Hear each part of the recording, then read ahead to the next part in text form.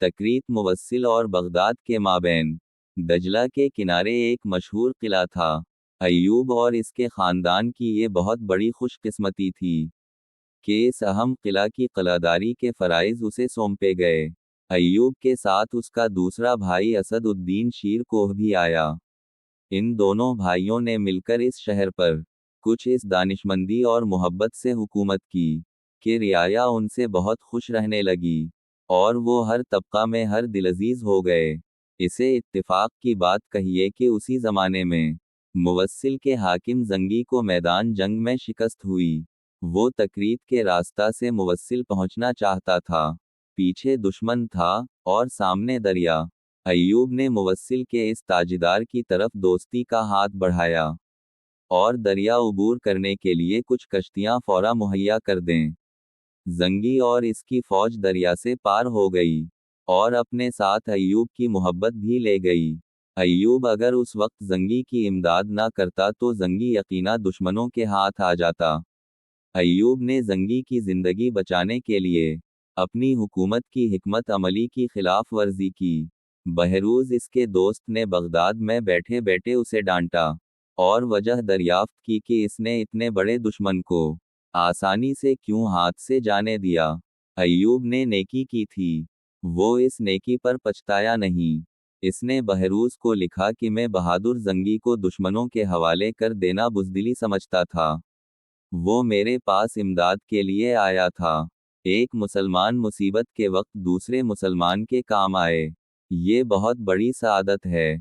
मैं इस पर अफसोस और माजरत का इजहार करने के लिए तैयार नहीं। अय्यूब का ये जवाब बगदाद की शान वाओ शौकत के शाया ना था। उसका नाम मंजूर नज़र हुक्काम की फहरिस्त से काट दिया गया। बहरूज इसके ख़ानदान का मरबी ज़रूर था, मगर गुस्ताखी बहरहाल गुस्ताखी थी। इसलिए अय्यूब को मुआफ़ कर देना दरबार बगदाद को मंजूर ना था। उन्हीं दिनों तकरीत में एक कत्ल हुआ। अय्यूब के भाई शीर कोह ने एक मजलूम औरत की असमत महफूज रखने के लिए एक आदमी पर हाथ उठाया। पर्चा नौयसू ने वाक़या को बढ़ा चढ़ाकर दरबार को लिखा। दरबार किसी ऐसे ही मौका की तलाश में था। वहां से हुक्म आया कि अय्यूब इस कत्ल का खून बहा अदा करे, वरना उसे कलादारी के मनसब से मजूल कर दी जाएगा। खून बहा की मिकदार इतनी ज़्यादा थी कि अय्यूब उसे अदा ना कर सका। आखिर मजूली और गिरफ्तारी का हुक्म पहुंचा। दोनों भाई खानदान समेत तकरीत से मुवस्सिल को भाग गए।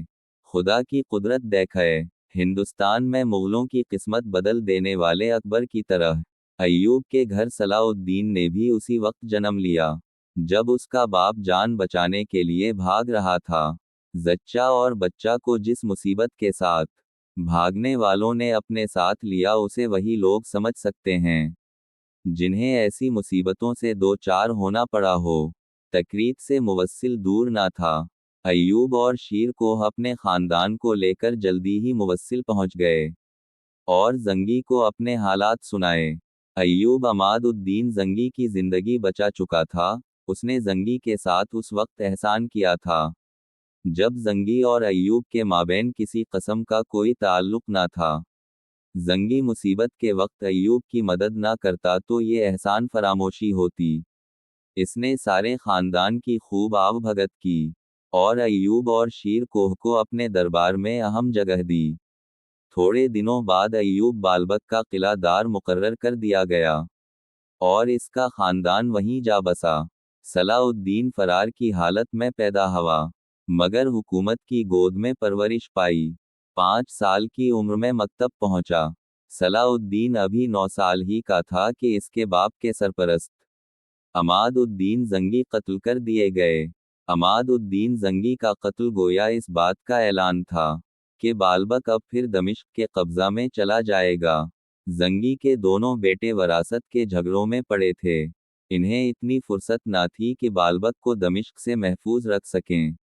इसलिए जो ही दमश्की फौजें बालबक के मुहासरा को बढ़ें, नजमुद्दीन अय्यूब ने उनसे मुसालहत कर ली और बालबक पर दमिश्क का कब्जा तस्लीम कर लिया गया और इसके सिला में अय्यूब को दमिश्क में रहने के लिए एक उम्दा मकान और 10 गांव बतौर जागीर दिए गए।